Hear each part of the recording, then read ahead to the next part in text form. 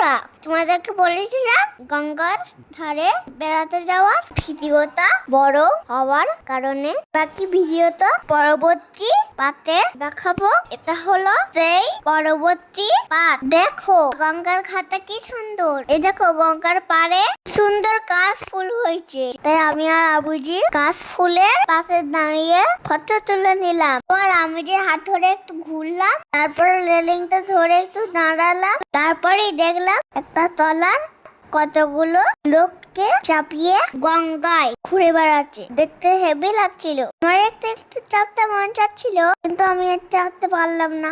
তলাটা তাই খানিকক্ষণ দেখে নিয়ে বাড়ি যাওয়ার উদ্দেশ্যে বেরিয়ে পড়লাম। বেশিক্ষণ থাকতে পারলাম না, কারণ সন্ধে হয়ে যাচ্ছিল।